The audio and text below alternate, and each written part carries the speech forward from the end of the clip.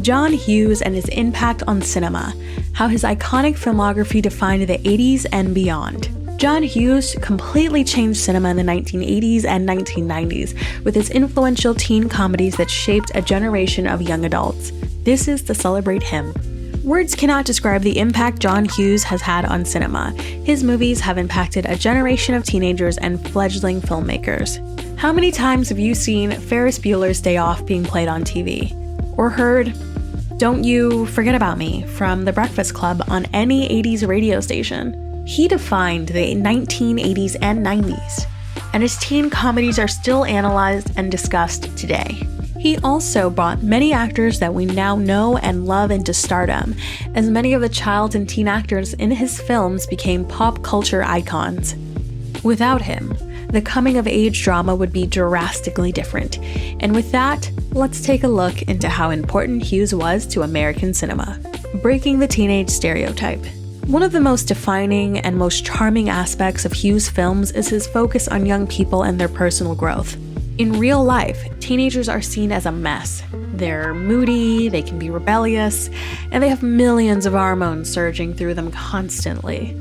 Parents often find it hard to connect with them, and older audiences don't really relate to them on screen. Filmmakers like Hughes have helped break this barrier and fleshed out what they can be. My career was not planned in any way. So I went from Teen King to Kidmeister. Instead of just being a flat, lazy stereotype of how teenagers are perceived, he challenged audiences to view them as more than just one-note characters. What if these were actual people behind the archetype? To Hughes, they're more than just that. Teenagers aren't just rude and rebellious, they're kids, still trying to figure out their own lives. They're young, they're scared, they have their own problems to deal with that adults would never understand. Teenage years are a troubling time in everyone's lives, and Hughes' films reflected that best. He captured teenage emotion and presented it in a way that would make these characters feel real.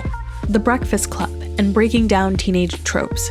The most prominent example of this is with one of his most popular works, The Breakfast Club. All the food groups are represented. Did your mom marry Mr. Rogers? The film follows 5 teenagers of varying types and cliques who are all forced to attend a Saturday detention, where they learn more about each other and themselves. There's John Bender, the criminal, Allison Reynolds, the basket case, Andrew Clark, the athlete, Claire Standish, the princess, and Brian Johnson, the brain. They start the film antagonizing each other or acting coldly to one another as they deal with the domineering and disrespectful Vice Principal Vernon. It's a free country. He's just doing it to get a rise out of you. Just ignore him. Sweet. But soon, they learn they actually have a lot in common. Despite their differences, they all have insecurities and personal issues. By the end of the film, they've all bonded with each other. Some of them have paired up romantically, others have found respect for one another, and despite being in different social cliques, they all leave detention a different person than when they entered. Hughes takes characters like these and makes them so much more than most people would see them as. Here I am. I'm so popular. Everybody loves me so much at this school. John Bender isn't just the school delinquent. He also deals with abusive adults in his life, like Principal Vernon, and is afraid of becoming just like his father. Claire isn't just a stuck-up popular girl. She deals with peer pressure from her school status and has parents who always use her against each other. I think either one of them gives a shit about me. It's like they use me just to get back at each other. With Hughes' writing, these teens from The Breakfast Club feel like real people with real problems and issues. It's refreshing to see on screen, and it's why his movies resonate so well with teenagers who feel understood by these characters. John Hughes, a gifted writer. This can all be owed to Hughes' smart writing. In his scripts, he puts more emphasis on the characters surrounding the story rather than the story itself. Take, for example, another one of his films, Planes, Trains, and Automobiles. Neil Page. So what do you do for a living, Neil Page? Steve Martin plays Neil Page, an advertising executive who tries to travel from New York City to Chicago to get home to his family in time for Thanksgiving. He's paired with John Candy, an actor who starred in many Hughes films, who plays the talkative shower curtain salesman Del Griffin. Together, the two try to get Neil back to Chicago, but despite the outlandish moments that happen between the two on their adventure, the heart of the story is always with their interactions. The contrast between Neil and Del is very apparent, and they openly argue or yell at each other. Taller in person. You've been under my skin since New York, starting with ripping off my cab. God, you're a type. But as they travel to Chicago, they learn more about each other than before, and they share a moment of true friendship at the end.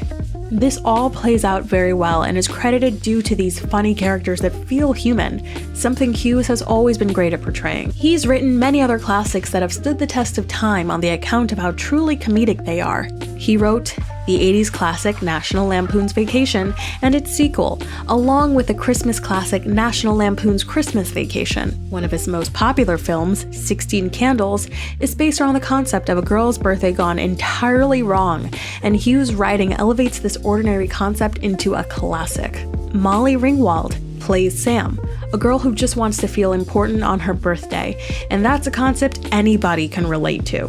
Hughes even wrote Home Alone, a film that's extremely popular today and another Christmas classic alongside Christmas Vacation. You guys give up, or you're thirsty for more? He also wrote Home Alone 2, Lost in New York, and Home Alone 3. His directing and writing filmography is incredible, and his films are on another level compared to others of his time, elevating his actors. With all of these amazing films with his stamp on it, it makes sense that they have all proven to be successful to some degree. By the 90s, Hugh had become an uber-popular filmmaker with endless creativity. Because of how popular his films had become, he had also been known to make many of his leading actors into instant celebrities. Without him, we might have never known of actors like Molly Ringwald or Anthony Michael Hall. The popularity of Home Alone led to Macaulay Culkin being one of the most in-demand child actors of his time, and he's been a famous name ever since. With Ferris Bueller's Day Off, Matthew Broderick's role as the titular character earned him high praise and launched him to stardom. Even Michael Keaton grew to prominence all because of Hughes, who cast him in the lead role in his film Mr. Mom. All of these actors owe their career start to Hughes, who gave them the start they needed. Without him, these actors might have never been as prevalent as they are now. His films have changed people's careers, and because of him, the future of some movies would be drastically different. Many filmmakers today have been inspired by his coming-of-age comedies, with movies like The Perks of Being a Wallflower and The Edge of 17 feeling reminiscent of his works. He changed the genre, and his impact has forever been stamped into film history. We owe some of the amazing work we see today to the late, great John Hughes, a man whose work is the definition of cinema.